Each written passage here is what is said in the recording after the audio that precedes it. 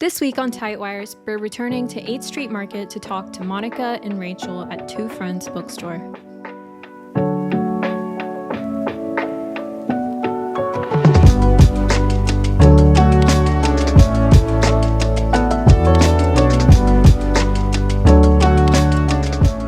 Could we start with you guys just introducing yourselves and telling me about your roles? Yeah, I'm Monica Diodati, one of the owners of Two Friends Books.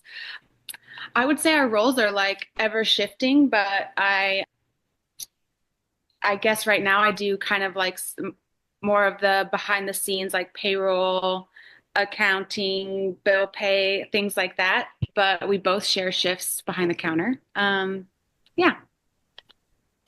And I'm Rachel Stuckey Slayton.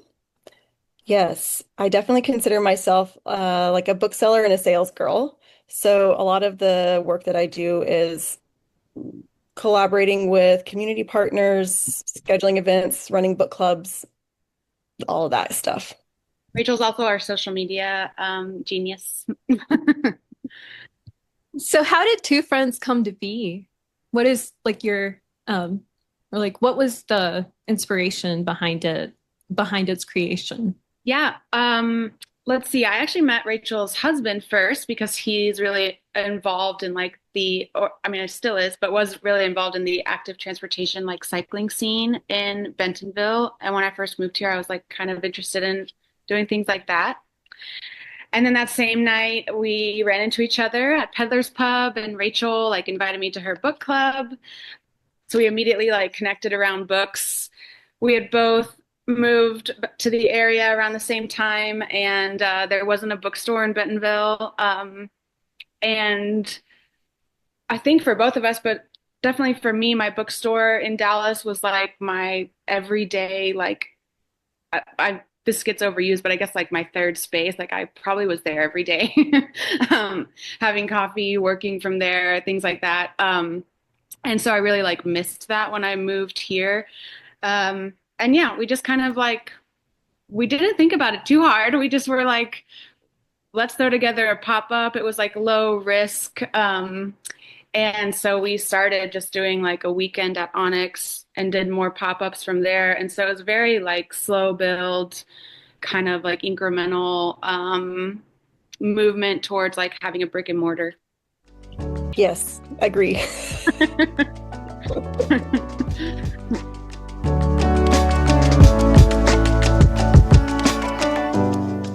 Could you describe the role that Two Friends plays in the Bentonville community? I mean, I think that, we're so close to it. It's probably a more accurate, you'd probably get a more accurate answer if you asked our customers. But from where I sit, I think that it's certainly a haven for people who love to read. We take a very like non-judgmental approach to book selling and getting books in the hands of readers. And so it's really important to us that the people that come into our store, walk in and immediately feel at ease.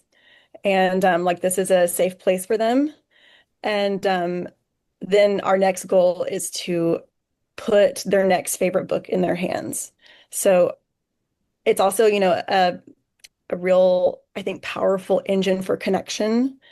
Books are just magical when it comes to allowing us to access the human experience and the world around us. And so to be able to share that in like a public space, I think that there's something really special about that. And I think that's just sort of like the magic of indie bookstores more broadly. Yeah, I agree. And yeah, just to kind of piggyback on the connection thing, I think it's like a really big way that people like meet each other when they're new to town. We have a lot of we get emails probably every day from people new to town wanting to join the book clubs, and it's just a way to like really cut through like a lot of the like other ways to like get involved kind of hinge a lot on like networking or professional connections or things like that. And I think books and book clubs, kind of like what Rachel was saying, just kind of cut through all the small talk and you're just like being really real with each other right off the bat and like talking about these bigger ideas and questions, and that like forms different kinds of bonds that I think are like people are craving right now. I think one of you mentioned how it feels like a third space. What does it mean to you to create an alternative space in a place that's also home to big cultural investments like Crystal Bridges and smaller community-centered spaces like Hillfolk? Yeah, I think it just means it's like more needed than ever. I think like when a lot of our like free cultural institutions are very like top down, uh which they aren't totally. Like there's a lot of like community led programs that at Crystal Bridges and Momentary and all of that. But I think that there's like a hunger for like authentic ground up community led um things here in Bentonville, since it can sometimes feel like it's just a company town. So I actually think it means that the work we're doing is like more important or like very important. And what does it mean to be outside institutional confines to you guys? Let's see. I guess it makes us free. I think Rachel mentioned that it's important for us to be like this welcoming, safe space. And I think when you're in institutional confines, you can kind of be like your hands can be tied on like how much you speak out or stand up for certain things. Like there are all these like competing interests, and being outside of that, we are like free of those competing interests, and we can just like be like shamelessly behind like the things we want to be behind and be that safe space for people. And yeah, I think it's just connected to our like independence and freedom. And like I think people can maybe feel that in the space, that we're not like trying to yeah, like just please everyone or like trying to tiptoe around certain issues. We're kind of free to like just be ourselves and other people. And I think because we're free to be ourselves as a business, customers are like free to be themselves in the space. It kind of is a ripple effect. Do you have anything to add to that, Rachel? No, I think that that's well put, actually. I mean, of course, whenever you're not underneath a corporate structure, you have fewer resources. And so there is some degree of like scrappiness involved, I would say, whenever it comes to running an independent business. Yes, we are a third space and all of these wonderful community things, but we're also a for-profit business. And so, yeah, I think that that scrappiness does sort of like force you to be creative in the ways that you like approach like the business of community, essentially, which I think is, yeah, like the mission of most bookstores.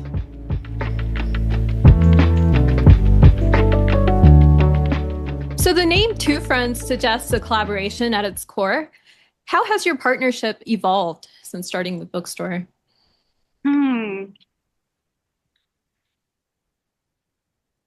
Yeah, I guess we have gotten to know each other a lot better, like by being business partners. And we kind of joke that it's like a marriage, like we have to navigate like our communication styles and everything like that. And it's actually been, I mean, I think for me, like very like enriching and has made me like grow as a person to like have that kind of relationship in my life, because I think that most of the time um like one we are friends and like started out as friends, and so it's almost like a combination of how I would be with a romantic partner and a friend, like right in the middle. You know what I mean? It's like this third thing that like deserves and needs like work, but is also like that supportive like friendship role that actually is like really like beautiful for me in my life. And yeah, I can be kind of like sometimes headstrong in my like want to be independent. And I think I've learned that it's actually like really valuable and important to have someone who's like in your same boat, you know what I mean?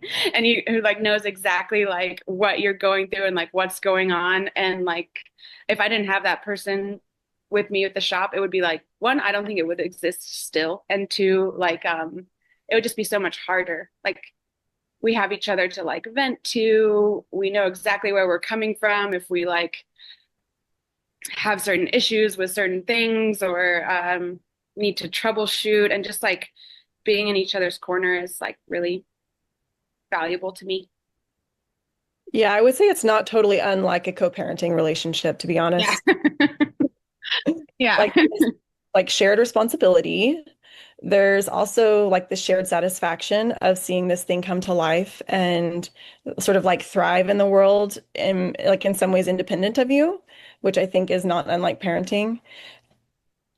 And yeah, also like a co-parenting relationship, they're like we disagree. Like we don't always agree on things and we don't always like we're human beings and so, you know, we get into just like arguments.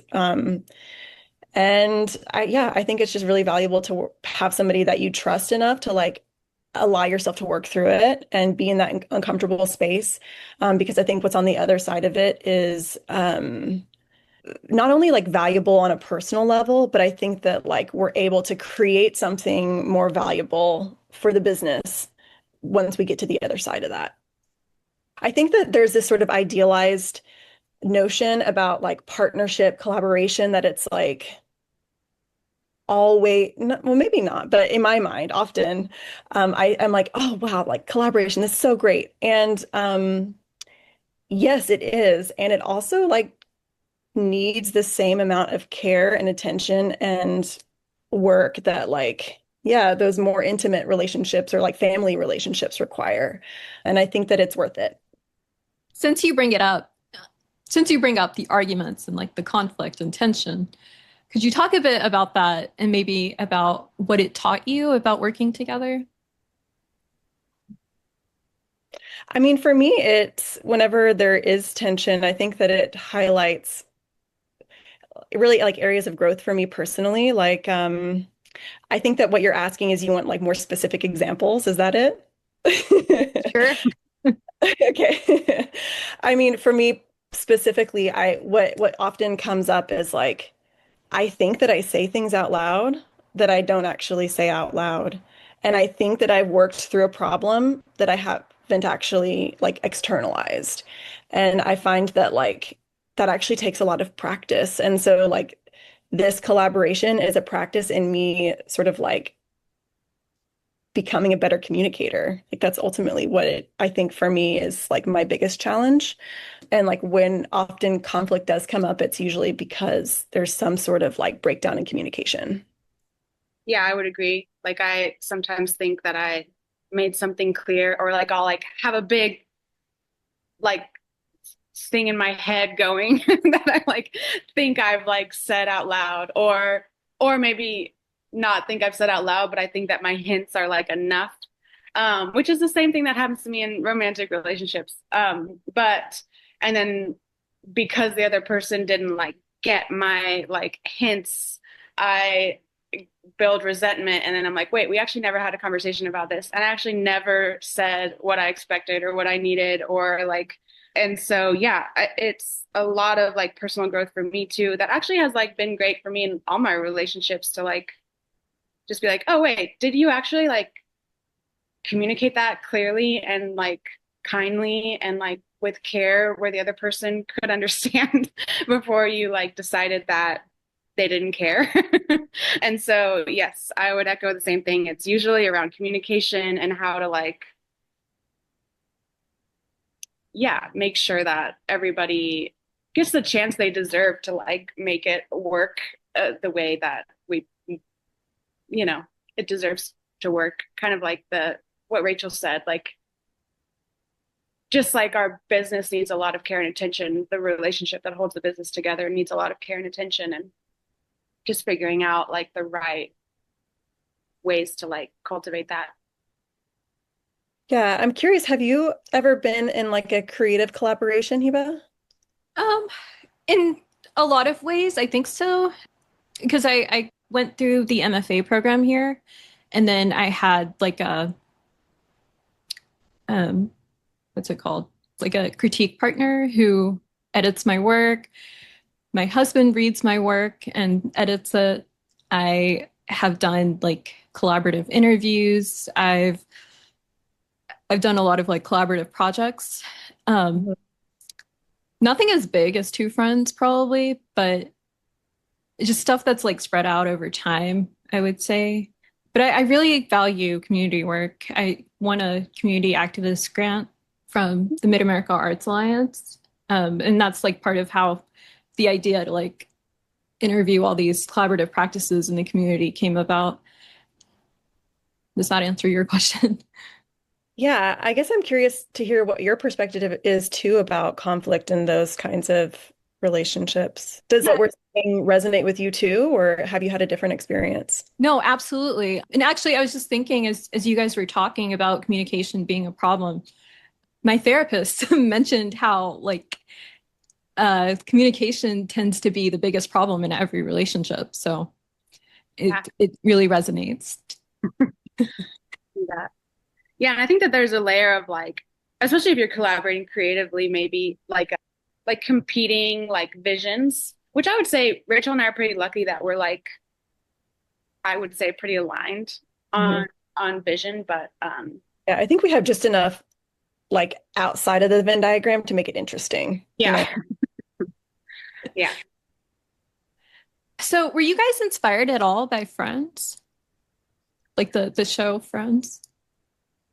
I would say it's like a light tie-in, but I think actually don't think I watched the last season of Friends, which I should. But I'm not like a Friends super fan, even though I watched it as like a I like absorbed it from the culture. So but yeah, I think it's just like a nod to Friends, I would say. It's just too tempting, I know, frankly. yeah. Like when you have a Rachel and a Monica collaborating closely, like Yeah. it was just too tempting. Yeah. That makes a lot of sense. Yeah. So back to the questions.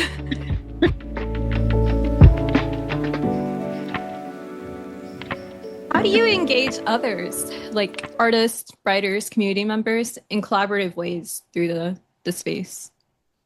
I would say we I'm trying to think about the collaboration piece of it specifically. For our community partners, often there's like a shared interest, right? And you think about, okay, what is the shared interest here? For us, let's take the public library, where there's very clear shared interest there of a community engagement and literacy and access to books. Those are like three big ones. The way we go about it is different, but our combined powers make us even better. Um, so for that, I think that we have cultivated this relationship with at least the Bentonville Public Library that's very much like leaning on each other's strengths and like in service of those shared goals. So for them, they have a beautiful new space. If you haven't checked out the new addition to the Bentonville Public Library, I highly recommend it. Those librarians care very deeply about our town, about their patrons, about books, about the First Amendment. And so that really resonates with us. And then we have this closer tie to the industry. And so when you have those things that kind of can bring each other together where they have more of the access to the community and we have more access to the industry, it just, yeah, it does something different than what we could do individually. Um, and then, yeah, you mentioned writers as well. Um, for writers, I think mostly we collaborate in ways of like giving them a platform, right? Like we have customers, we have an audience, and we want to bring our audience to engage with, writers' work, both locally and nationally. Yeah. And then I think in terms of that platform, I also I mean we've had musicians in this space. A lot of our customers have like decided they want to, host regular events here, book clubs, writing workshops, things like that. And we're like totally, as long as our calendar's open, like totally open to things like that. Right now we have like a high school student who drops off a little like plant cart on the weekends as like extra income over the summer, and we're like, yeah, use our space for that. We have like a new moms group that meets every other week. So just kind of being that like community space where it's like, if you want to host something here that would be beneficial to the community, like go for it. You guys have both touched on this a little bit, but how do you define or recognize art within this community space? I think at a very basic level, it has to be created by a human. Mm, that's starting point, but I'm not sure I have a very clearly defined definition for you about what I consider to be art. You know, for me personally, I love commercial fiction. Like I love the tropiest, craziest, silliest romance novel that is out there. I consider that artistic. Does my husband consider that art? No. We have very different views about like what literary art is and can be. And so I'm not convinced that there's like a sort of like completest definition of art. Maybe there is, and I'm just not thinking of it. Monica, do you have a sense of that? No. Yeah, I don't feel like I can define art. I guess I tend to trust the creator, and yeah, I think art can be like very broadly defined, and basically if it's coming from a place, maybe I would define it as like the root of it, maybe kind of what Rachel was saying. Like if it's something that you created that like I think in those books, Rachel, you mentioned there's like this joy that you just like feel, you know what I mean, coming from the writer, and that's art. If you can like feel that person's like joy and like horniness and like everything through their writing, you're like, wow, like I'm like in this like you just created this like world and this experience for me.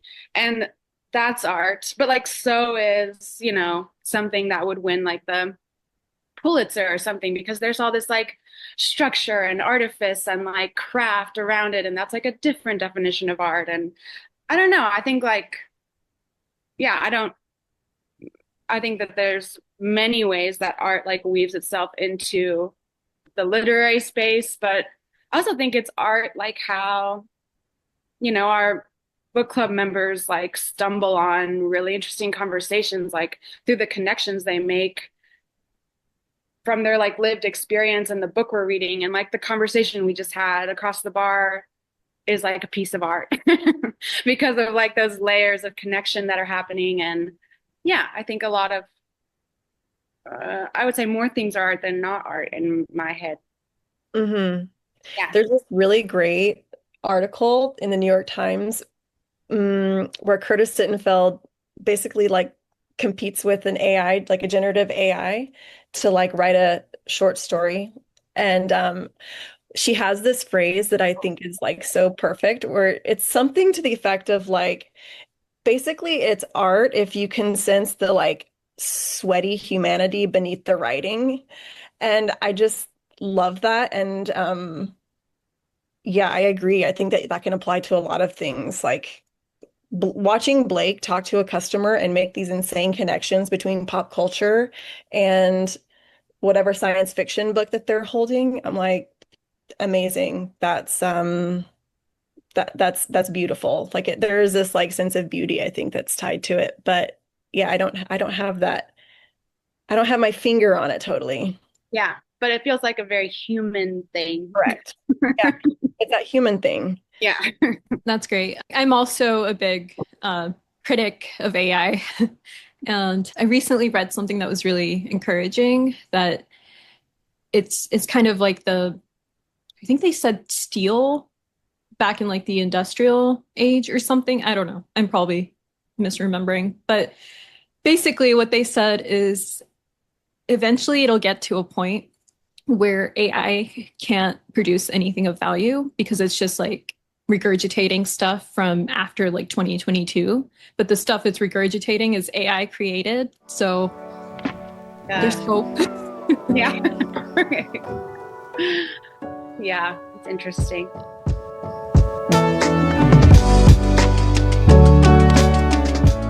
Have you found that people engage with books or each other differently at Two Friends than they might in more institutional settings? I think people are more open to like a random conversation.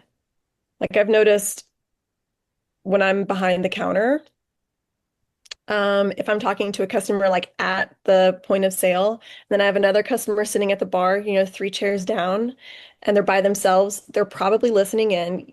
The shop, like it's steady, but it's rarely like very, very crowded.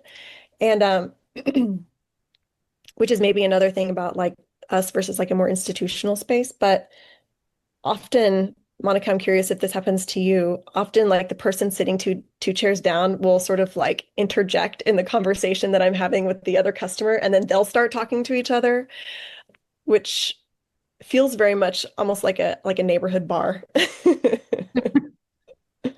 Yeah, I think that there are, especially, I mean, I keep bringing up the book clubs, but there's like a disarming that happens, I think.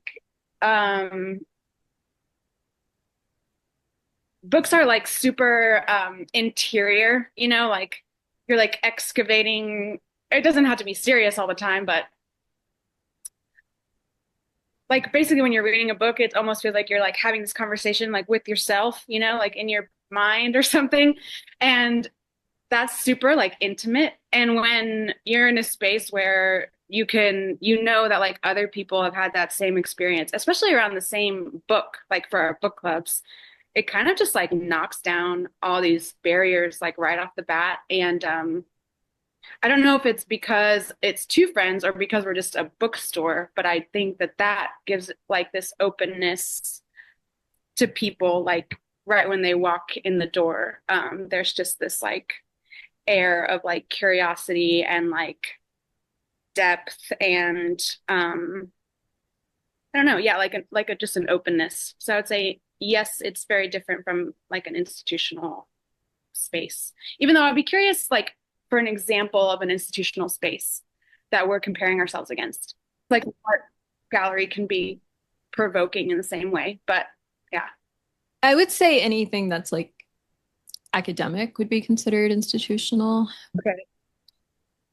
Anywhere Yeah. that has like funding from Yeah. people who Okay. have lots of money. Yes. We went to this booksellers conference in February called Winter Institute, and Ocean Vuong was one of the keynote speakers. And he gave like a really beautiful lecture about kind of the way in was him kind of contrasting his experience as a professor in an institutional space in like the academic space versus like walking into a bookstore.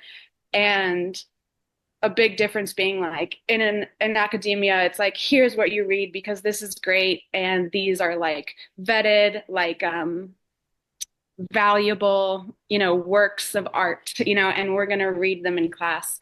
And instead, when you walk into a bookstore, the person behind the counter is like, well, what do you like to read? And like, that's the starting point. And I think that like leading with your curiosity is like maybe the difference between us and yeah, like an academic institutional space. Yeah, there's a lot of joking. There's a lot of silliness. Yeah. It's not always very serious around here. Yeah. But there is plenty of seriousness, but I don't Yeah. know. If we're comparing ourselves to like the academic, in my mind, I was thinking like Barnes and Noble. Yeah. It's like the corporate institution or whatever. But now that I'm thinking about universities or whatever, it feels a little less buttoned up. Since we're on this subject, I'm going to combine these two questions. So, Bentonville is a city that's rapidly changing. How does Two Friends respond to or resist the dominant cultural or economic forces in the area? And do you feel pressure, spoken or unspoken, from larger art institutions or funders in the region? And how do you navigate that? I Hmm. honestly don't feel personally, and Monica, I don't know about you, I don't feel really any pressure from like Crystal Bridges or the Walton Family Foundation or anything like that. Like we're totally not, Yeah, they like leave us alone. yeah, there are customers. Like, I feel pressure to make sure that Joe finds the book that he's wanting to find, but I don't feel pressure to like be performing in a way to eventually get funding from Joe. Yeah, yeah, I definitely feel as a resident of Bentonville, I feel the forces, but as a business, I honestly I think that yeah, we're pretty left alone except when they connect with us on like a personal level, but institutionally, I guess there's been like partnerships that have honestly only been positive, and then we're operating very independently as partners. And I actually think it helps us a lot to have like these big cultural institutions right next to us. I think like people are more willing to like be here if there's a great bookstore and a great art museum. And those like complement each other really beautifully. And sometimes we're like, oh, there's this, exhibit on the West at Crystal Bridges. So we're going to like amp up our like collection of Westerns or whatever. And like, it's kind of a nice inspiration point for the bookstore. And then otherwise, I think maybe what we were saying before, like I feel the corporateness of Bentonville a lot. And sometimes I want to be like, loosen up, everyone, like just be yourselves. And there is this like hand of like, no, this is like a professional town and we dress this way and like we don't talk about certain things. And this is me maybe talking more personally because I still think in the bookstore it's like this safe space where we can actually like talk about some stuff. But that I think that just means that this space is like more needed than ever because I do think there are few and far between spaces around here where you can like take off the mask a bit, Because I do feel as a person just like living around Bentonville, a lot of masks up. But when I'm in the bookstore, I'm like, ah, it's like a big relief.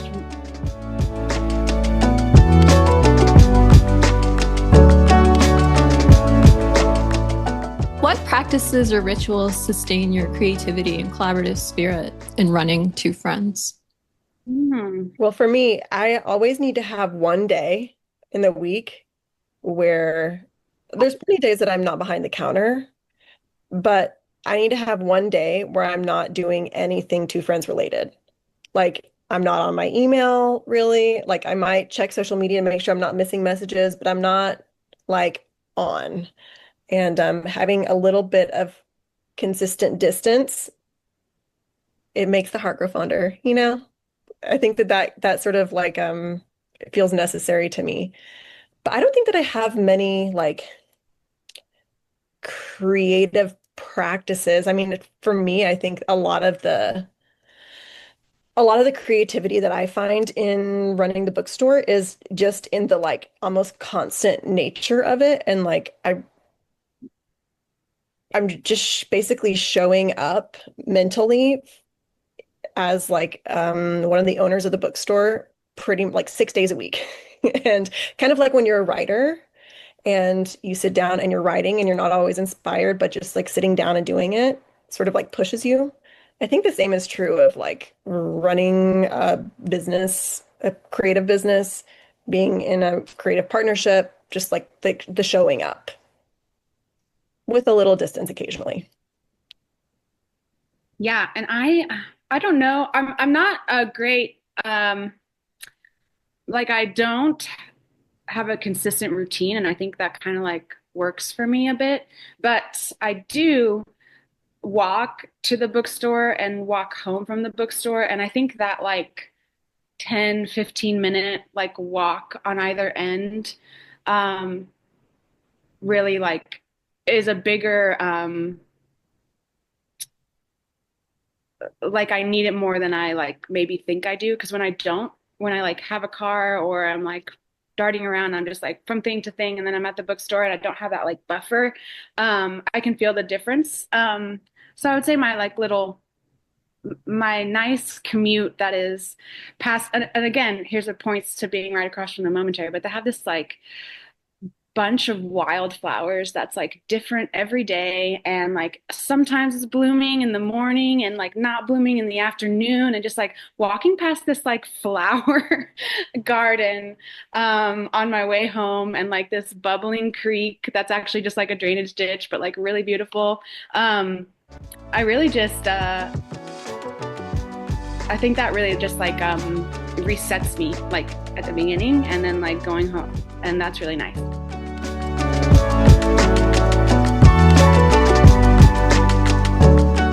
What advice do you guys have for someone trying to start a similar space in their town? That people can create a lot of like barriers that are like things to consider, but not necessarily things that should shut you down from doing what you want to do. And I think a lot of times people can like use things as like excuses to like not do certain things when really it's like you could just do it anyway.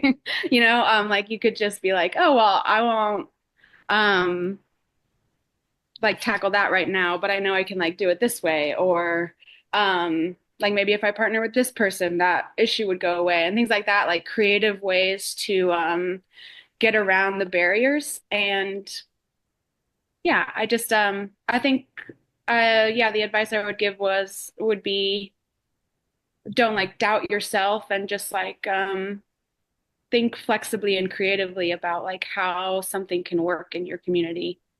Because I think we need people like doing things that they're passionate about and like authentically interested in, more than we need like super well planned, like successful, like concept businesses or whatever. And so I would say go for it. Yeah, I would agree with that. And I would also say yes, and also make sure that your expectations about what this business can offer you are realistic. I think that we often, I find like whenever we, put out a call to that we're like hiring a bookseller or something, we get so many applications, which is such an honor. And I don't take that for granted at all. But one thing that really strikes me is this sort of like romanticized ideal that I think a lot of people have about what it means to really be in the weeds of these like of a bookstore, for example. Like, yes, you're surrounded by books all day. That's freaking amazing. You get to have interesting conversations with customers. You get to make beautiful drinks and serve, pastries to like little kids, and they're so cute. But also, like, you're lifting books. You're having to learn weird new technologies. You're on your feet all day. There's a lot of sort of like daily grind that I think it's important to just sort of like understand that that's also going to be a part of it. And if it feels worth it to you, I agree. You should go for it. It's it's not that serious. Like Yeah, we can take some risks in life. It's okay. Like what's the worst thing that's going to happen? Like really? Okay, maybe you lose some money. Money comes and goes. I don't know. agree. But if you can, don't quit your day job and just start on the side. There you go. Be independently wealthy. That's Yeah.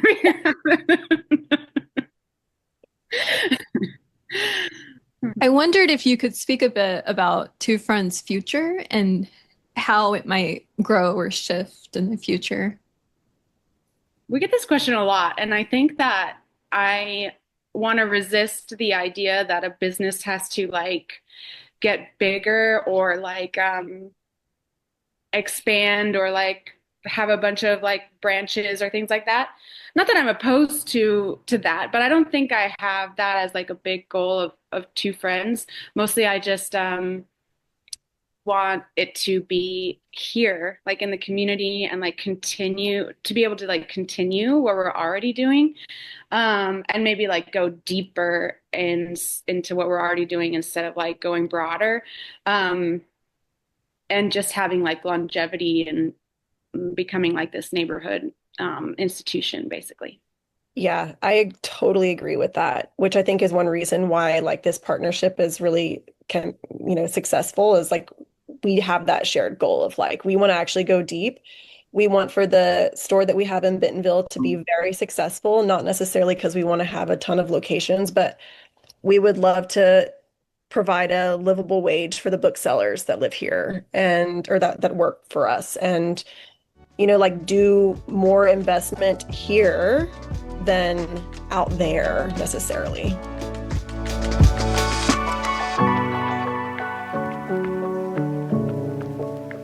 So I have a few quick fire questions, but before that, I wanted to ask if you could give a writing prompt to our viewers. And this wasn't part of the question, so I apologize.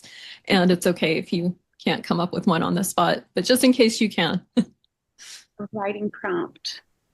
I don't know. I guess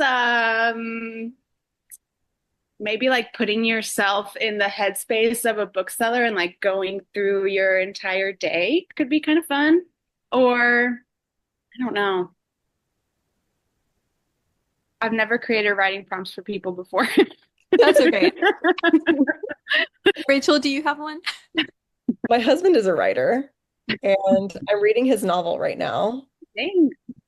And I'm thinking about like the sections that really like come to life. And then like still going back to that Curtis Sittenfeld idea about like the sweaty humanity underneath the writing. And those are always like the moments in Sam's novel, for example, that I'm like the most compelled by. So I guess, yeah, I think that I would want it to be something around that, like describing a scenario where like the narrator, maybe like the narrator is literally sweating. Like the narrator of this little passage, this little short story is totally sweating and like having an interaction with maybe they're a bookseller and they're having an interaction with a customer. How does that play out? Like their body is having this crazy reaction. Can that come through in the writing in a way that's like maybe horrific, maybe hilarious, maybe I don't know. I would be curious about that. Good one. I think both of those are great, especially for like, coming up with them right on the spot. So thank you for playing.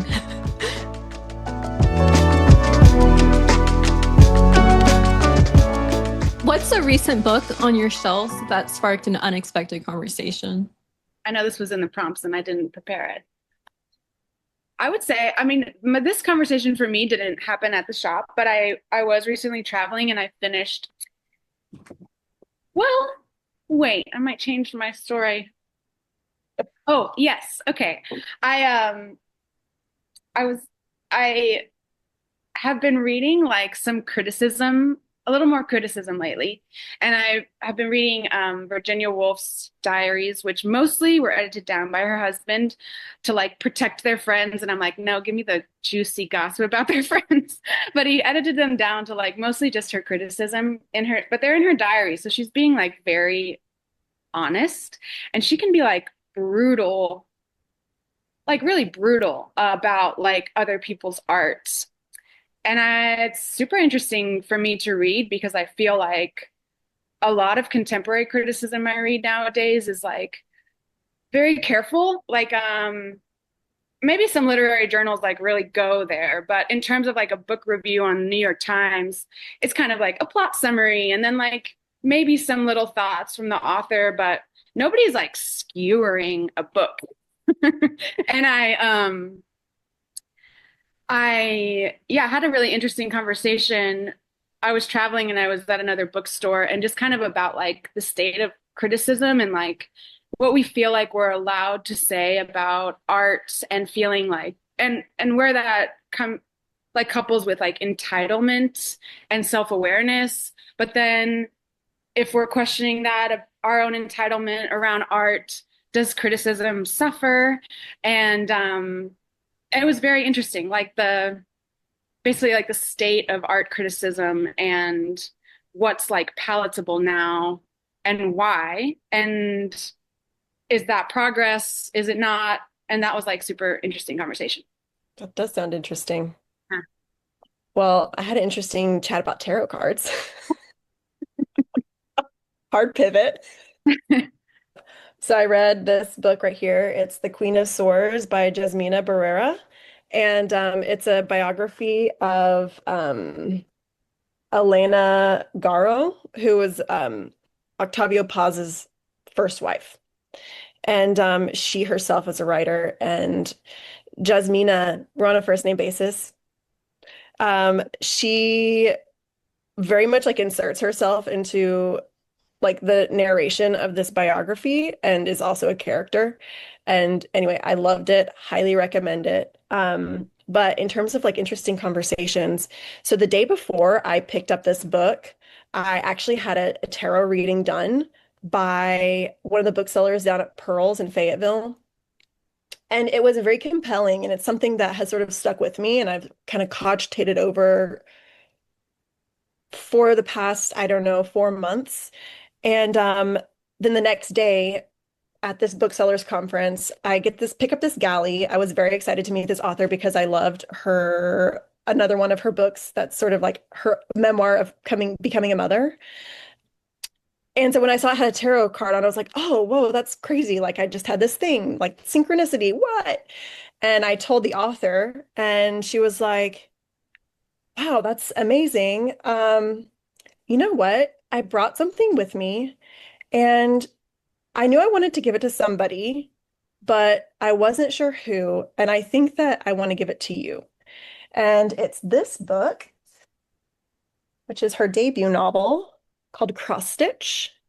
And it's a story about female friendships sort of changing over time and the creative practices and like the domestic sphere, and going back to our question about like what is art, right? So these like domestic practices, are they art, and all of that, which is very much like super up my alley. So I feel like whenever I read this, I might have even more interesting conversations, but the amount of times that like the stars and like tarot have come up since I've read this book has been,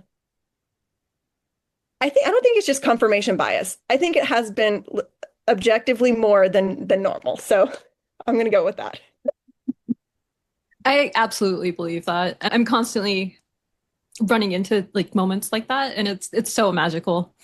I feel like every season I have one of those moments where like I schedule interviews with people so far in advance, but then like we talk about something and something is just like resonant to another person's interview or like another person's book or project, and it's really interesting.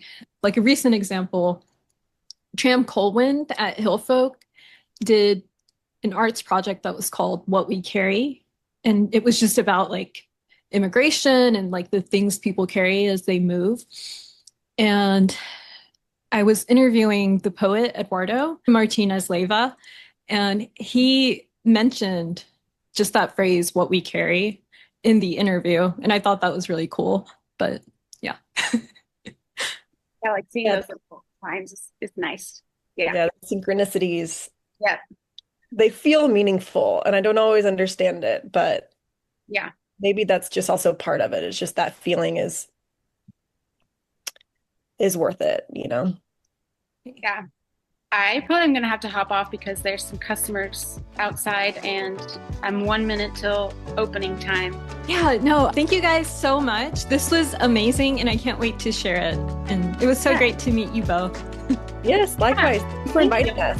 Yeah, email us the link whenever it's live. For sure. Thank you. And have a great rest of your day, both of you. And thank you so much for this time.